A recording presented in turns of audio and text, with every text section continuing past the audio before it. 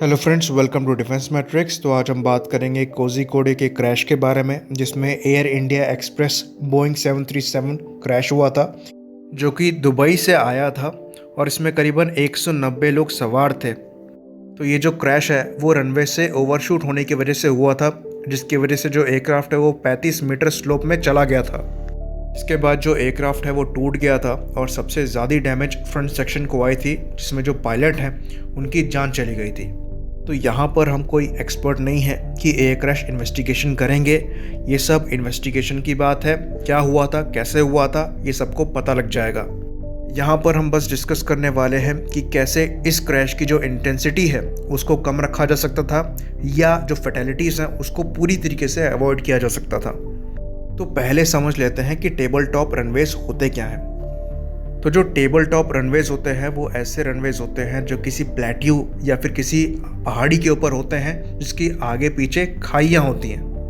तो यहाँ पर जो लैंडिंग है वो बहुत ही मुश्किल होती है, और उस दिन बारिश काफ़ी ज़्यादा हो रही थी, तो हालात जो है वो और भी ज़्यादा चैलेंजिंग थे। तो ऐसा नहीं है कि ये जो इंसिडेंट है वो पहली बार हुआ है।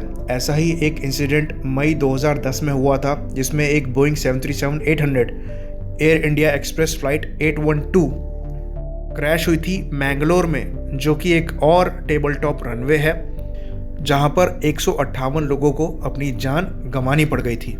पर दुख की बात यह है कि उस इंसिडेंट के बाद भी वहां से कुछ सीखा नहीं गया, और उसके 10 साल बाद वैसा ही एक इंसिडेंट दोबारा हुआ, जिसमें जो फैटेलिटीज़ हैं वो उसके कंपैरिजन में कम है, पर यह चीज़ अवॉइड करी जा सकती थी। तो कैसे करी जा सकती थी उसे हम आज डिस्कस करेंगे। तो ये जो रनवे ओवरशूट के इंसिडेंट्स होते हैं, इनमें एयरक्राफ्ट को रोकने के लिए इंजीनियर्ड मटेरियल्स अरेस्टर सिस्टम को यूज़ किया जाता है, जिसे ईमास भी कहते हैं। तो इन इंजीनियर्ड मटेरियल्स को रनवे के एंड में बिछाया जाता है, जो कि एयरक्राफ्ट की एनर्जी को काफ़ी ज़्यादा एब्जॉर्व कर लेते हैं और उन्हें रोक लेते हैं। तो इन इंजीनियर्ड मटेरियल्स को FAA एडवाइजरी सर्कुलर ने डिफाइन किया है, जिसके हिसाब से ये हाई एनर्जी एब्जॉर्बिंग मटेरियल होते हैं सेलेक्टेड स्ट्रेंथ के, जो कि एयरक्राफ्ट के वेट की वजह से क्रश हो जाते हैं और उसकी एनर्जी को एब्जॉर्व कर लेते हैं। तो काफ़ी जगह पर क्रशेबल कंक्रीट ब्लॉक्स को यूज़ किया जाता है, और भी कोई मटेरियल यूज़ किया जा सकता है अगर वो FAA एडवाइजरी सर्कुलर की इंजीनियर्ड मटेरियल्स की डेफिनेशन में आता हो।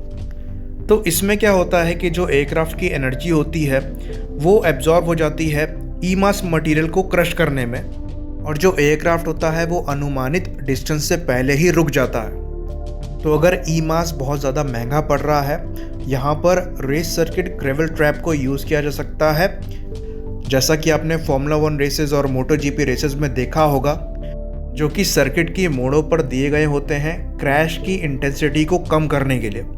तो ये उतना इफ़ेक्टिव नहीं है, पर कुछ ना होने से कुछ होना ज़्यादा बेहतर होता है। लेकिन अगर आप इतना महंगा रनवे बना रहे हैं, उसमें इतने महंगे एयरक्राफ्ट लैंड होने वाले हैं, और सबसे इम्पॉर्टेंट इतने सारे लोगों की जो जान है वो स्टेक पर है, तब वहाँ पर ये छोटा मोटा कॉस्ट नहीं देखना चाहिए।